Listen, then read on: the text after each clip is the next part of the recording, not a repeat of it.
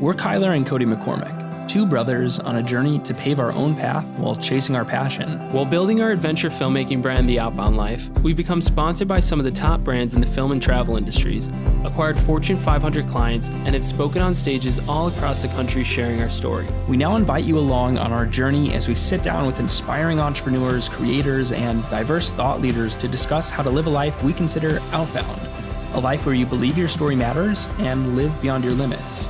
Come along and live the outbound life. What's going on, beautiful people? Hey, it's been a minute, hasn't it? This is the first podcast we're putting out in 2021, and I guess the elephant in the room would be that 2020 was one of the wildest years ever for reasons I don't need to explain, but the point is, we all made it here, and maybe you're looking for a bit of a roadmap for how to move forward. What does it look like to revisit the dreams you have for your life, despite the script being flipped or maybe the rug being pulled out from under you? I couldn't be more excited to introduce you to today's guest, as his story speaks to all of this in one way or another, and I really think he's going to inspire you. We're sitting down with Elliott Bisnow, and when we met Elliott, he introduced himself by first saying that his spirit animal is the cat in the hat. And I think that says it all. Elliott combines work and play on this insanely grand scale that we've never seen before. Elliott is co-founder of Summit, an invite-only series of events often described as TED Talks meets Burning Man meets Coachella. And though the term entrepreneur in 2021 can mean a million things, including but not limited to selling overpriced multi-level marketing supplements out of your parents' basement, Elliott is a true entrepreneur in every sense of the word. He's the kind of entrepreneur who buys a mountain in his 20s, America's largest ski resort to be specific. He's the kind of guy who rents a cruise ship for $1 million, sailing the ocean with Richard Branson, Quentin Tarantino, Pitbull, and Gary Vee. Elliott, in our opinion, has mastered the art of play and is a guru for anyone looking to live a life grander and full of adventure. Elliott, how are you doing, man? It's a new year. What's going on?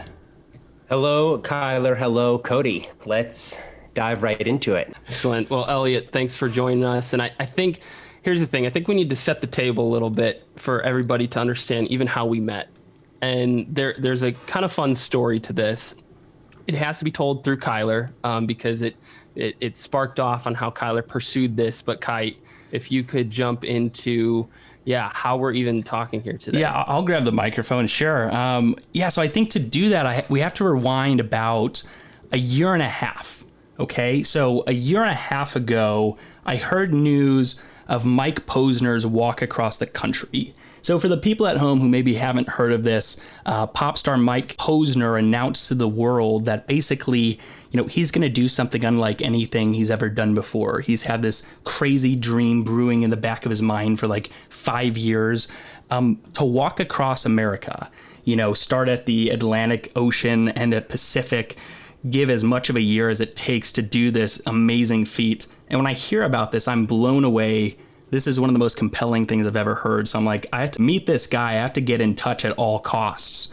So it's a long story. That's for another time of how I got in touch with this person. But after many months, I finally hear back from him. Hey, let's do this thing and let's meet up in rural Ohio. And anyway, one day leading up to that, we're chatting and he casually just says hey, did Elliott hit you up?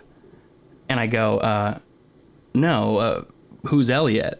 And he gets back in all caps saying, Elliott is the most amazing person on the planet. Meet him at all costs.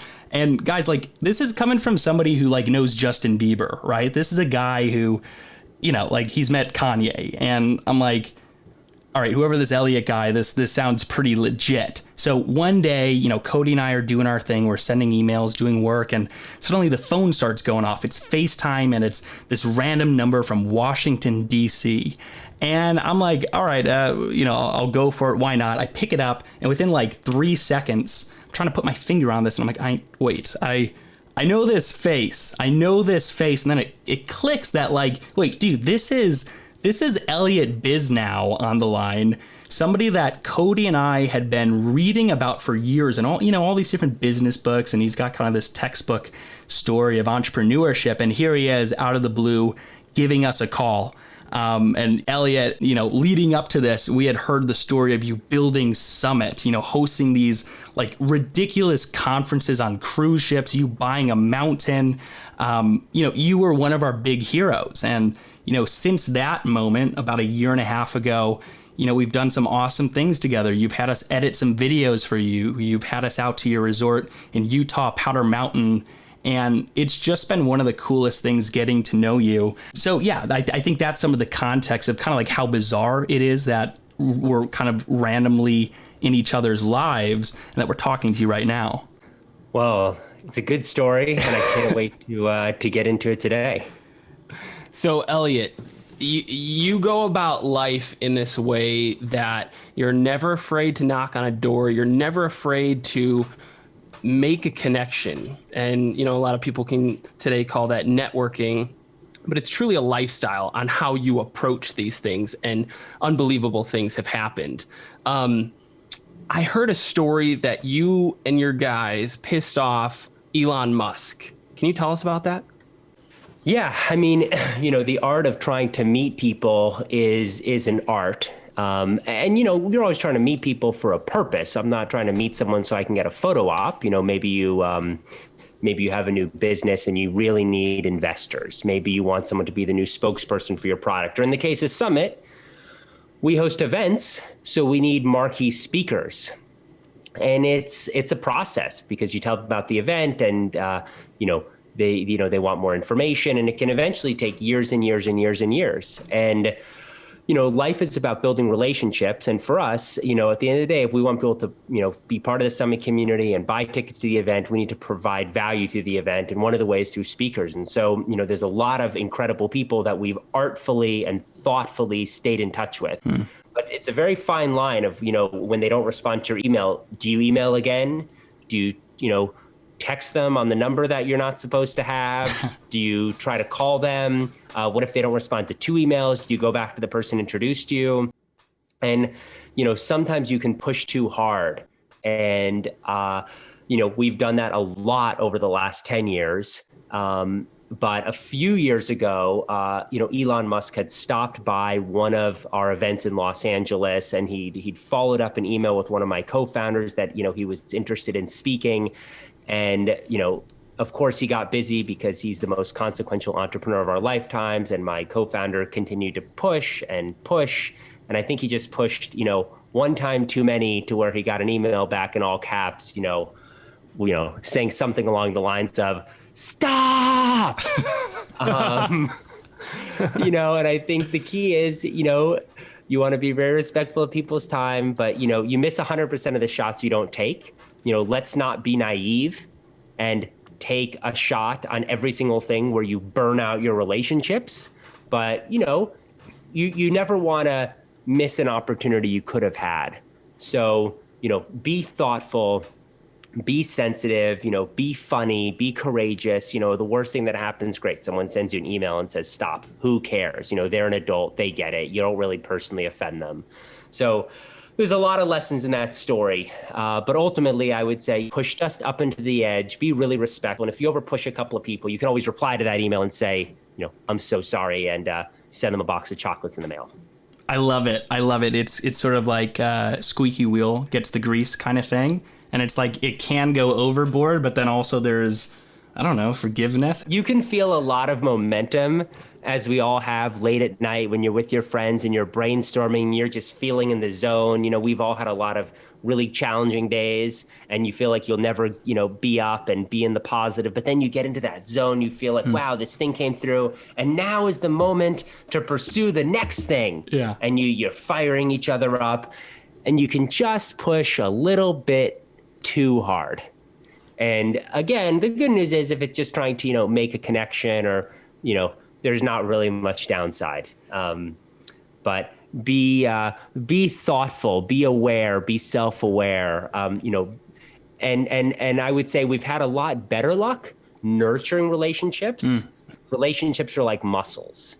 and, you know, you need to continue to work them and nurture them. And we've had a lot better luck, I would say. You know, I meet, someone, incredible. And rather than like pushing to close them to speak at Summit this year, work the relationship, stay in touch. If they don't speak, no problem, and just continue to stay in touch. And I'd say we've had a much, much better luck, like 90% better luck, just taking those extra years than pushing someone now. Like it's almost never really worked to over push. Like you really want some amazing person on your podcast rather than like really push and really close and really like that just pushes them away almost all the time. And the best thing is to like just feel the flow and get people on their own schedule. That's amazing. You know, it's such a sensitive thing that I think you're one of, I suppose the experts on this. How do you cultivate relationship with amazing people? What's pushing? What's too much? But I want to step back a little bit because we're talking about, you mentioned Summit and going after amazing speakers and all that. But I want to rewind back to like where this concept of Summit came from. And specifically, I want to rewind back to, your young mid-20s, maybe 23 or 25, and here you are cold calling complete strangers, right? And not only that, but you're offering to fly them first class on this all expenses paid ski trip to Utah. Can you tell us in that moment what you had up your sleeve and also what led to having such a crazy idea? Well, Summit was born of the idea that I didn't have any peers. I wanted to be an entrepreneur. Very simply, I wanted to start my own business, like so many of us do. You want to write a book. You want to break out and start a band. You want to be an artist. You want to start a coffee shop. Whatever the idea is, you want to design a pair of sneakers. And it is really hard to start your own thing. It's pretty easy to come up with ideas, right? Like the ideas are the dime a dozen thing, right? Like you can hear ideas, you can get ideas, you can share ideas, but then you actually have to do it. I have an idea to make this new beautiful journal. Okay, well now you have to make the journal. So very shortly after idea, you then run into a wall. And as you start building your entrepreneurial dream, you just keep running into walls. How do you make the product? How do you hire a team? How do you incentivize them? How do you create a brand? How do you market? How do you raise capital? How do you make sales? Like it just gets harder and harder and harder and harder. And there's more and more walls that you keep running into. And so I had this idea to step back and to actually cold call other entrepreneurs that I read about to get them together. That was my original idea. Was actually, I'm going to not keep running into a wall because I've been running into a wall day after day after day. I'm going to cold call the other people I read about, not famous people just like me, 20 years old, 21 years old. I'm just going to get 20 other people who are just like me. We're going to get together for a weekend and we're going to go on a ski trip. And so that was the initial inspiration for Summit, was to get 20 like-minded people, not famous people, just 20 people just like me, because I knew that I could bring a little value to the table. Like I was pretty good at sales, but maybe someone else was good at marketing. Maybe someone else was good at, branding. Maybe someone else was good at, growing a business or hiring. So let's all trade secrets. A rising tide lifts all ships. And that realization that basically nobody you ever come across is a competitor of yours. You guys have a podcast. Other podcast hosts are not your competitors. In fact, what you're best served doing is just trading secrets with everyone and helping everyone win. It's the concept that if you have a candle and you light the other candles in the room is just filled with more light. Your candle doesn't lose its light. And so that was my idea, was to trade secrets with these other people. They're not my competitors. And that was what, created the first Summit. And I got this group of people together. And again, the key is they were all my age. They were all my peers. I didn't reach out and try to call my heroes. I reached out to people just like me, and they answered the phone and they showed up.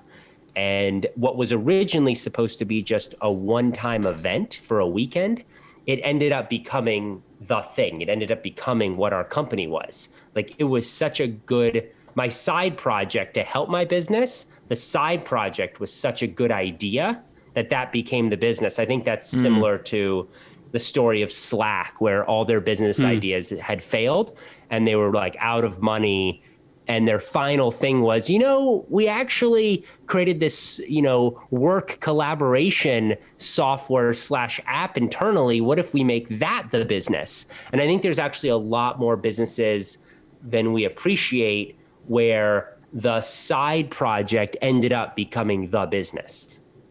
And it seems like it takes time to experiment with that. And you, in essence, created the group hug, which Kyler and I talk about every now and then, of like trying to come up with areas that you can create this group hug because we know people, you know people, and it all can come together and benefit everyone. I think that our generation, we are such a connected generation, right? We're connected.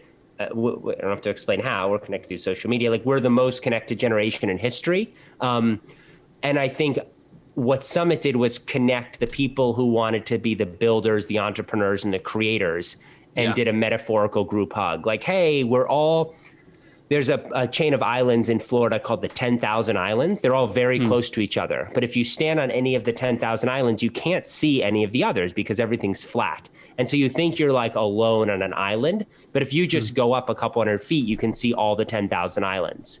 And I think that's what it was like being an entrepreneur. It felt like there are other people out there, but we were all disconnected. So I think that metaphorical group hug, hey, let's come together and let's all grow and rise together.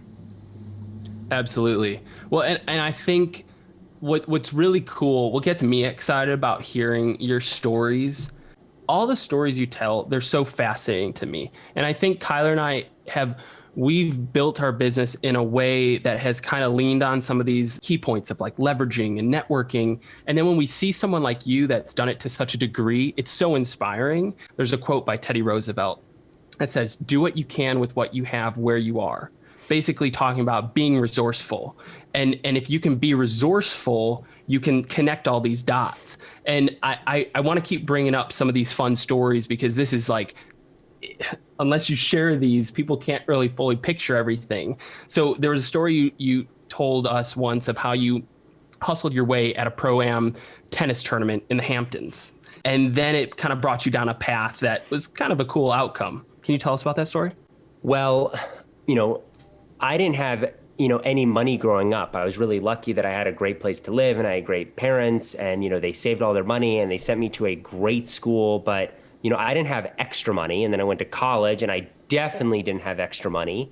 And when I got out of school and I had my first job selling advertising, the first ad sale I made, I sold an ad package for $6,000, and I got 20% of that. And I literally left the meeting like almost crying because I didn't know what to do. Like, I was going to make so much money in my mind. I never come close to that amount of money, like a little more than $1,000. And my mind was truly blown. And that money went into my bank account. I wouldn't even put it into stocks. I was cash, my first time I ever made money.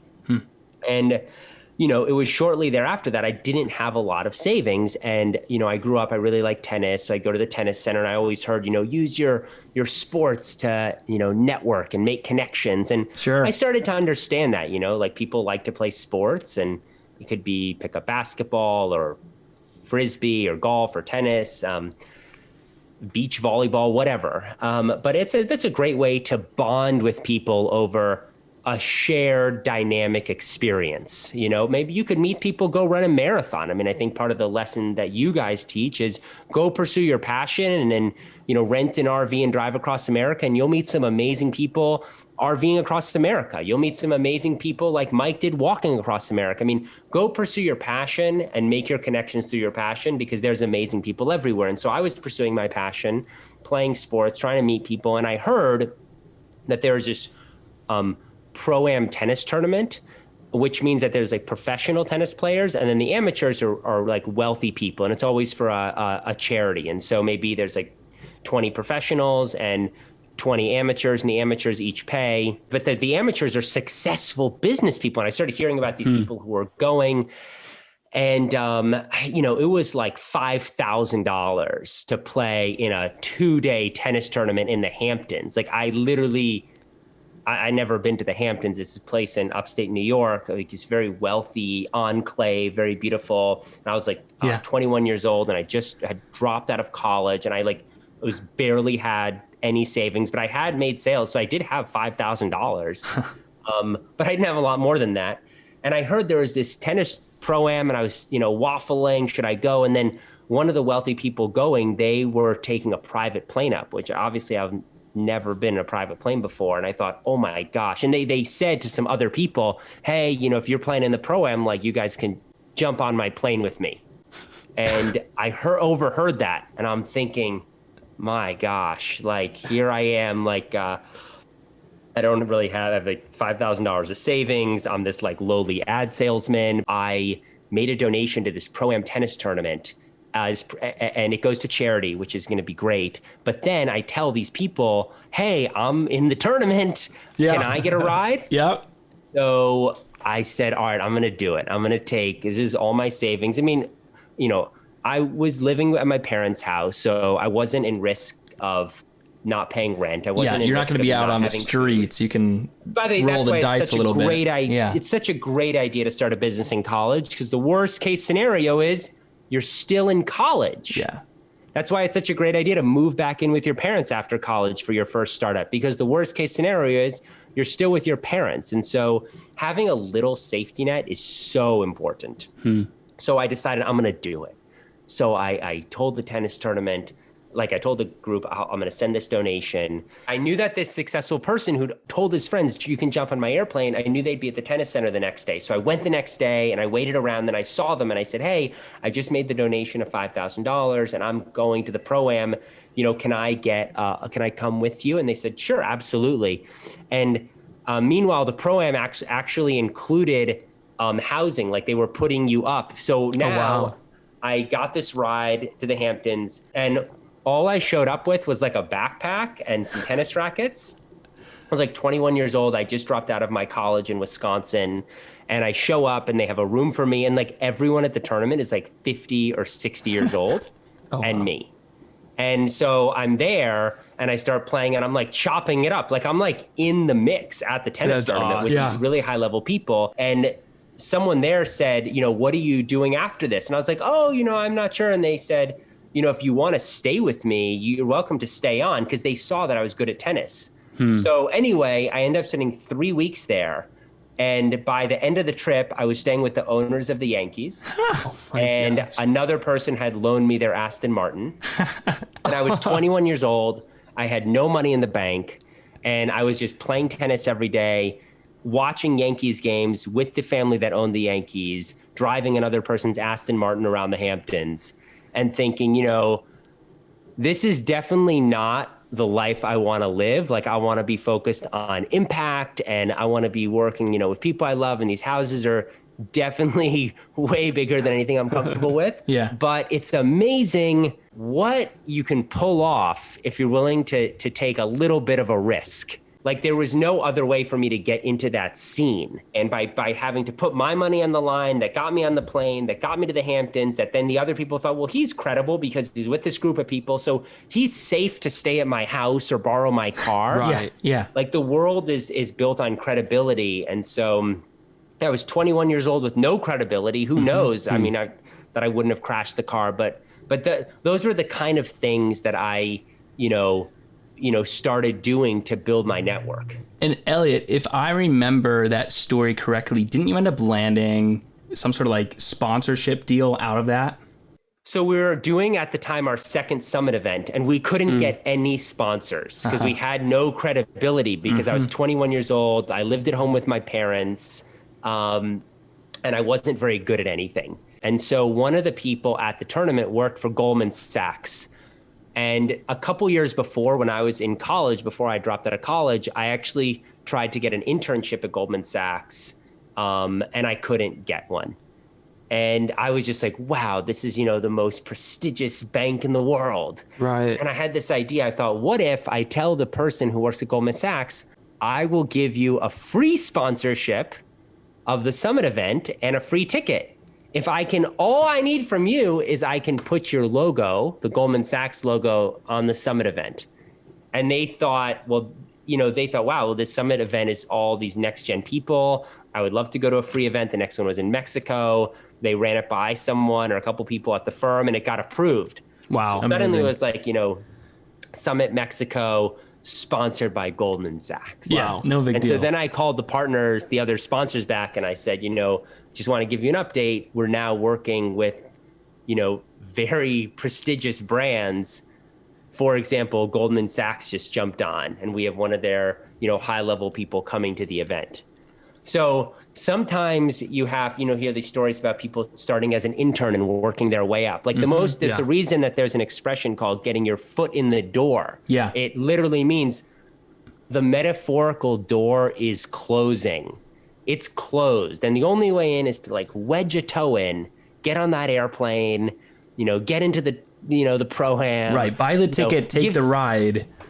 Give someone a free sponsorship. Like the solution was not for me it's work smarter, not harder. The solution to get sponsors, because that's how I needed to pay for the event, was not to work 20 hours a day for 100 days in a row and just pitch. The solution was to back up and to get a big brand like Goldman Sachs on, and then to reapproach the sponsors. I love it. So you're talking about working smarter, not harder, to create leverage that, let's say, skip all of these steps that are kind of the traditional rules of how you might eventually in 5 and 8 and 10 years get, a presenting sponsor. Let me give 2 examples of that listeners, you guys have a podcast.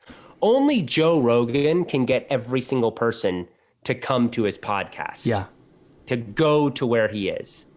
Everyone else, maybe it's camping outside of one, all it takes is that one big name, maybe it's putting together a deal to shoot video. And normally you charge people, but maybe you get the right brand and you do it for free. Because there's a term that is best explained through Nike called brand co-optation, where Nike was a nothing. It is a nothing brand. No one would have known Nike. And they started putting the Nike swoosh on people like Michael Jordan. They co-opted Michael Jordan's brand. Michael Jordan plus Nike equals Nike's amazing.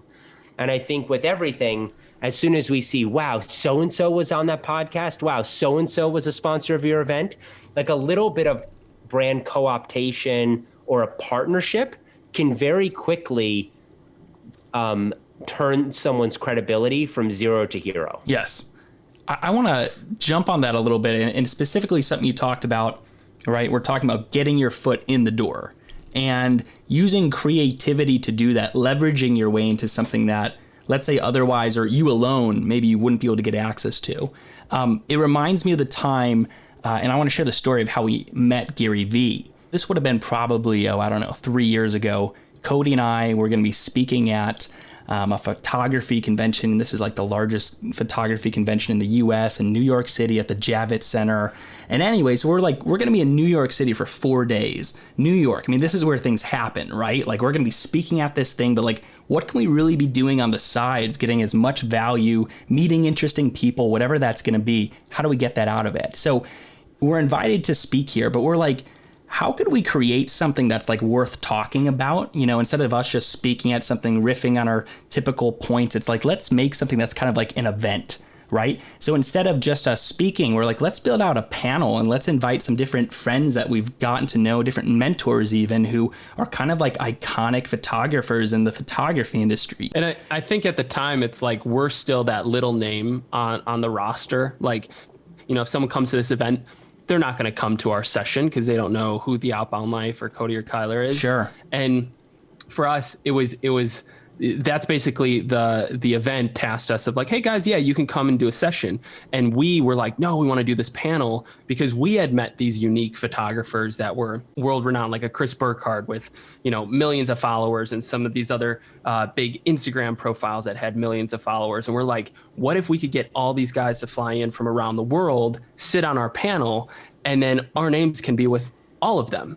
So that was basically how we approached this event. And it was extremely difficult. Like talking about one of the groups of guys lived out in the UK. I mean, flying them in from the UK, thousands of dollars. And we were able to get the event to then see the worth of these guys, that they're putting up the dollars. We leveraged our way. We were pitching the local hotels that put us up in a really nice place that we ended up doing like a photo shoot for.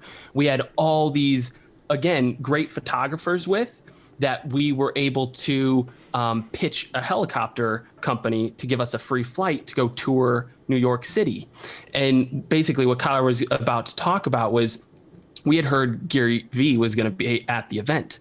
So he's someone that we had always looked up to and we wanted to get connected with. And we ended up writing him this little email, short to the point, basically said, Gary, we're speaking at this event with you. He happened to be, again, at the same event. We said, we've got these photographers with us that have X million amount of views.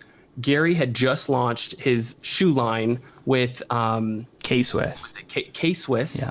And literally it was like the same week that he was like doing some of these announcements. We're like, Gary, we're going to take you on a free heli ride. We're going to have you hang your feet out over New York City. And we're going to have these world-renowned photographers shoot your shoes, and you're going to get a free photo shoot out. All this exposure, 5 million exposure, pro bono photo shoot. The timing is perfect. And like Kody said, right, he's speaking at this event. He's keynoting there. This is great. Okay. He's keynoting there with Chase Jarvis, right? So anyway, Chase Jarvis is the CEO of Creative Live for people who haven't heard of him. But anyway, so we send this email out, right? And within, I think it was like 10 minutes, boom, we hear from his chief of staff. And he's like, this is really interesting.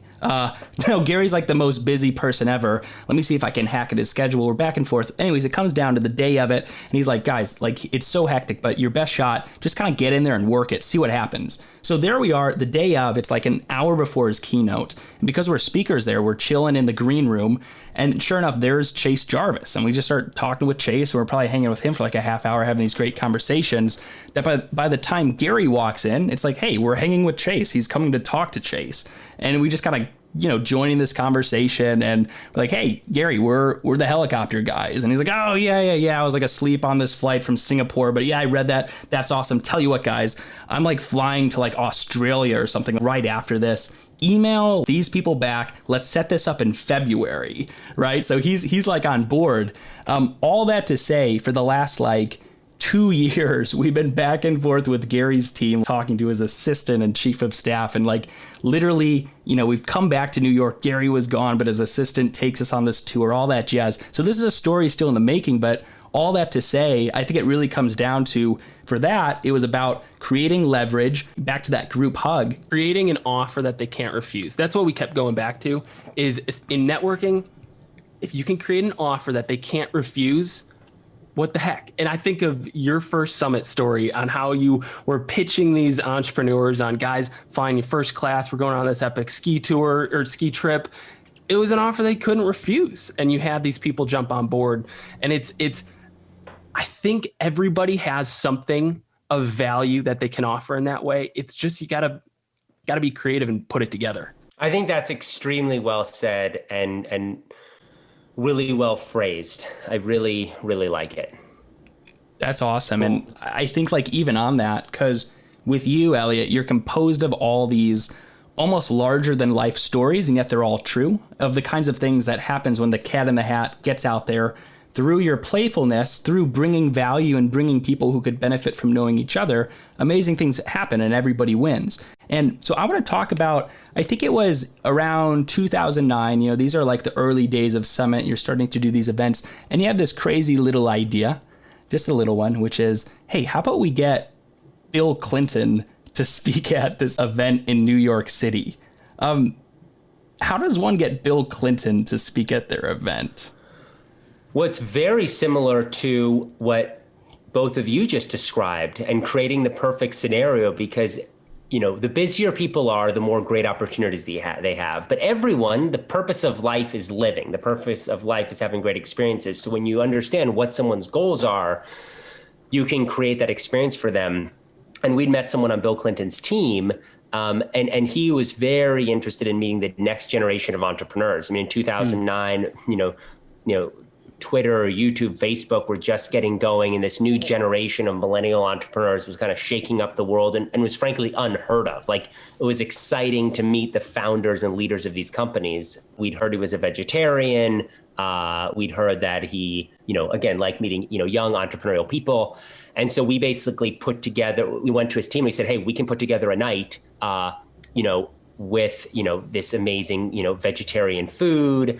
And, we're going to bring these young folks. We'd done a few summit events to date. So we had some names to point out, to be able to say these are the types of people that we'll invite. There'll be this great food. There'll be the good, good vibes. And we knew he was really passionate about raising money for the Clinton Foundation. And, we'll also, help raise some money for the Clinton Foundation. So I think, it was the kind of offer, nothing's guaranteed, but that they can run by the president and say, hey, money for your nonprofit endeavors, your foundation, you get to meet this really amazing next generation of millennial entrepreneurs. And it's going to just be like fantastic vegan food.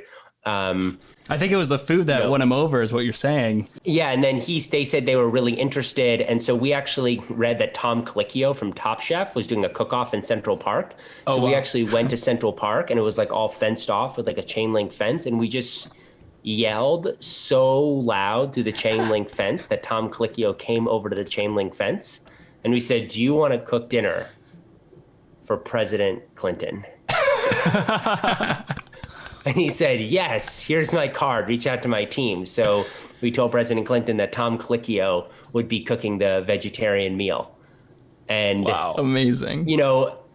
It was the kind of thing where we didn't say to Tom, we said, do you want to? Yes. Okay, President Clinton, would you like to do something with all this vegetarian food? Great. Okay, well, if you want to, Tom Colicchio will do it. And so I think it's an artful dance, just like you guys did with the helicopter ride. Hey, photographers, do you want to shoot Gary Vee? Yes. Hey, helicopter company, would you want to fly Gary Vee? Yes.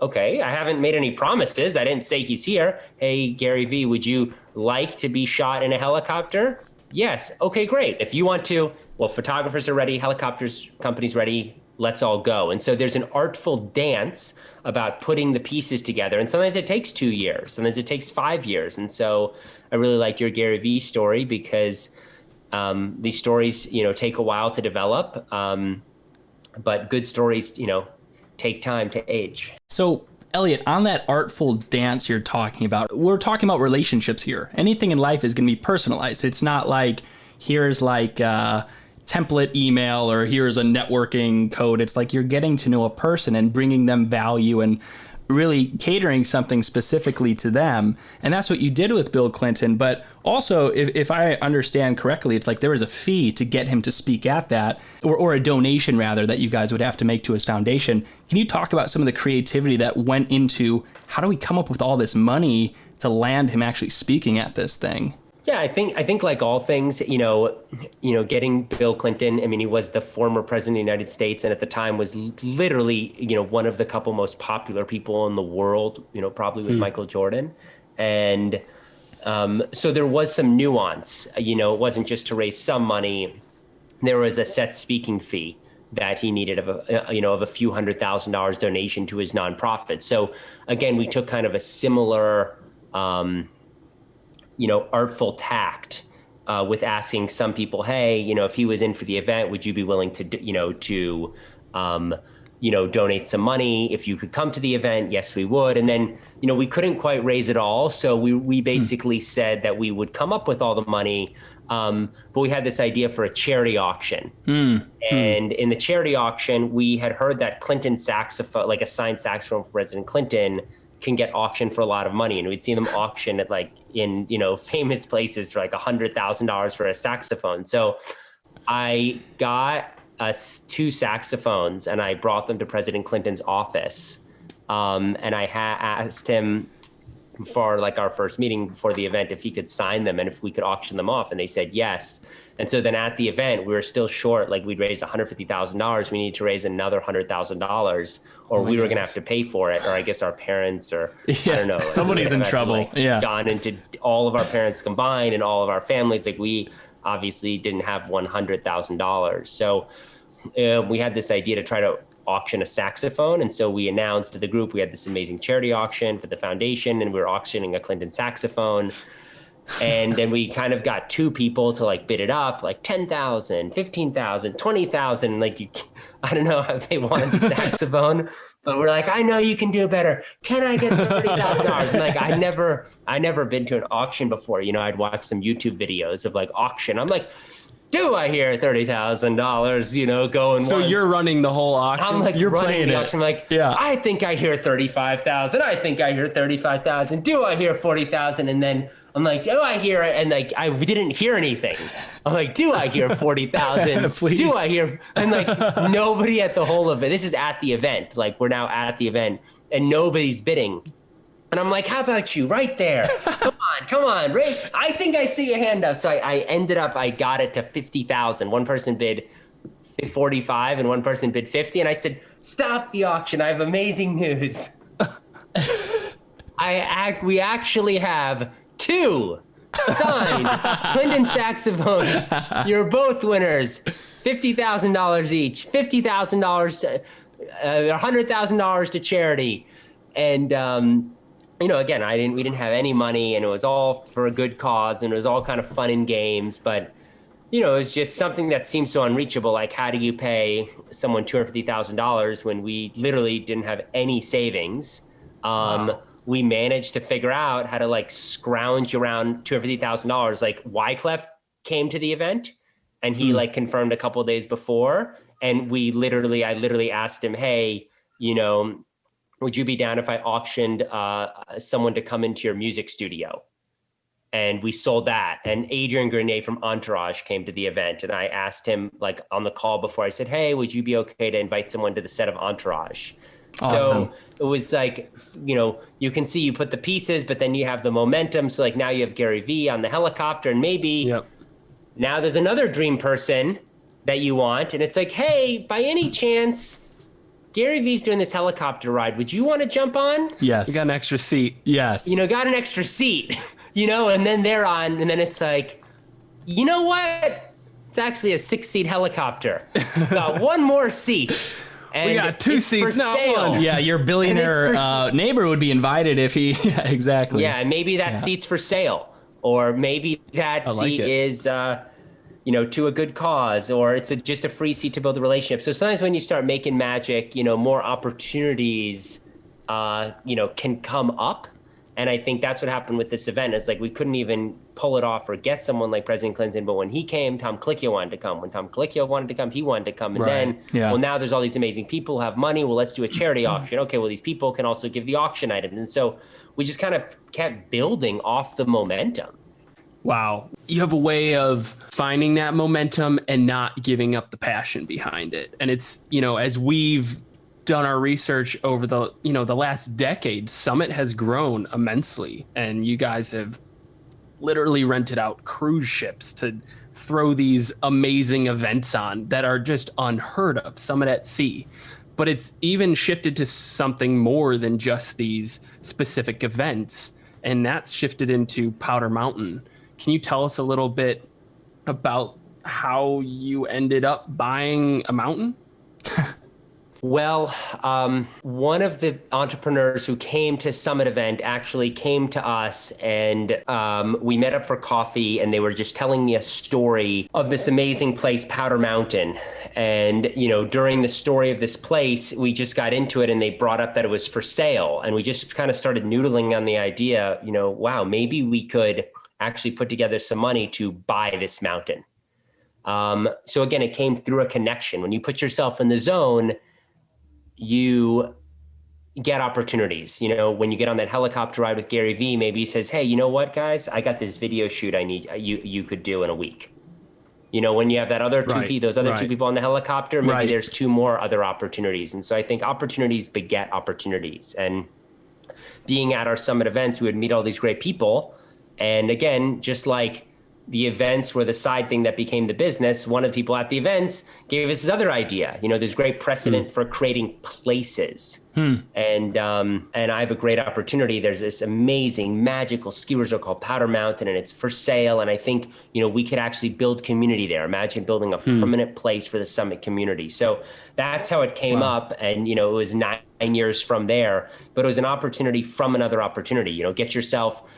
When you get yourself into a new opportunity, the upside is exponential. When I got myself to that Pro-Am tennis tournament, the upside was 20 new people I'd never met who all looked at me, maybe like a young kid, but maybe a little bit like a peer. And it was 20 new relationships and opportunities. No Pro-Am, no opportunities and relationships. And so I think, always remember as you're building these new relationships, making these new connections, it's not just one new connection.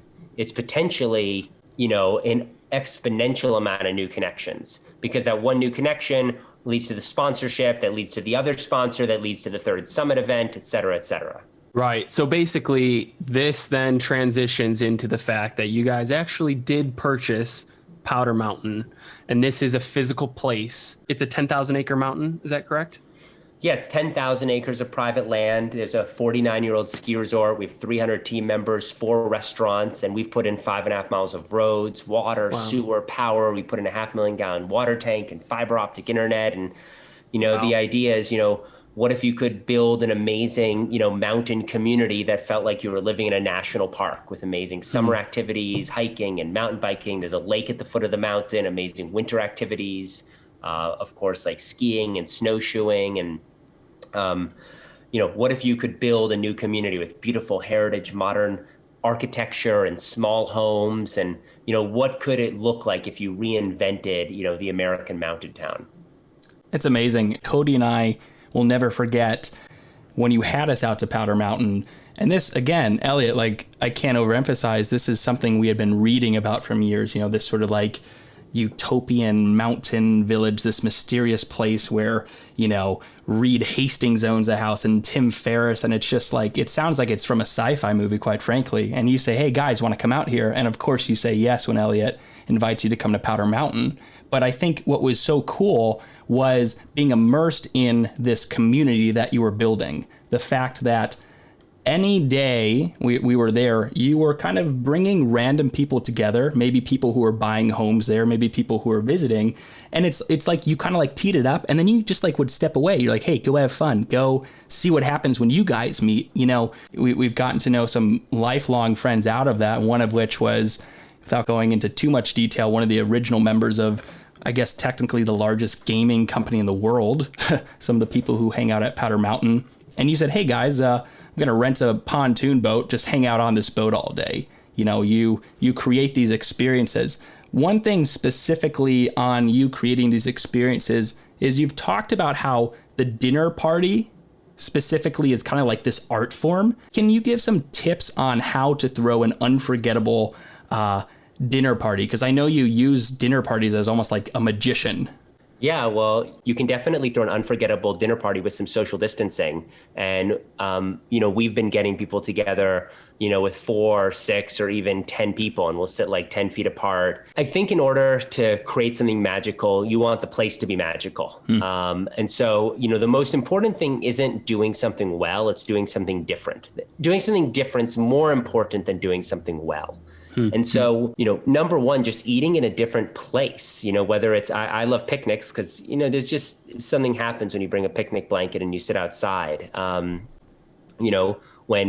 COVID is gone, we like dimming the lights in the house or turning them all off and, putting lamps in the rooms and just bringing like a different lighting. Again, it takes the same space from every day and you just bring your lamps from around the house and do a different lighting. Or we've had it where we've moved some floor cushions around and eaten at a coffee table instead of just sitting at the table, right? Things that are, almost every house has a coffee table and some couch cushions. Yeah. So take the couch cushions off and sit at the coffee table for more of a Japanese style dinner in that feeling. Than sitting at the same table you sit at 3 meals a day, 7 days a week, right? Change the lighting, sit on the floor. I love cooking with people. So, don't just show up and some white glove, server gives you the food, or show up and the food's been cooked by your family, but invite everyone over to peel potatoes and make things together. Cool. So I think there's a few of these elements that make things unique. And then at the dinner, ask a couple provocative questions. What's the most important thing you learned from your parents that was a negative? And what's the most important thing you learned that was a positive, for example, right? You could ask a question like that brings both a darkness and a joy from each person. Or what's something that you took from your parents that's been hard for you, that wasn't a good thing, but now people have participated in the creation of the meal. The meal's in a way that they've never done before, sitting on the floor under dim lights. And there's this provocative question. And I'll just say going around and having one table conversation is really important rather than like break off conversations. Because you can end up having, all these breakout conversations, but the one table conversation is critical. I do want to talk about the context of 2020. This was the craziest year ever for a lot of us, maybe the most difficult year we've experienced. And a global pandemic isn't exactly best case scenario for an events-based company, when you think about Summit and what you guys have historically done. But what's interesting is you guys have pivoted in certain ways and out of some of these constraints have been innovating. And I'd love to hear about some of these pivots that Summit has made in 2020. The main thing we realized when COVID hit is that our business was one of the businesses events that was just going to pause for, a couple years. Or 1 to 2 years. It was unclear. And we knew that events would come back stronger than ever at some point, but we needed to stay in business and we needed to keep servicing our community because, events are all about human connection, and you need connection to continue your growth, to stay sane, to learn. And so we actually launched a new business out of Summit called Summit Junto. And the idea is to create, the modern day forum. Imagine if once a month you got on a Zoom call with, 7 incredible people just like yourself.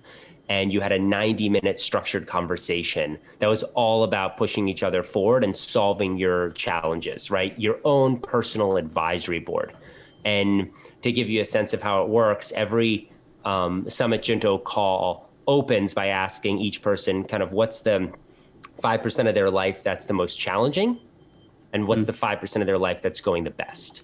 And so it just immediately sets the stage for this deep conversation. And then they have 4 minutes and then it goes to the next person.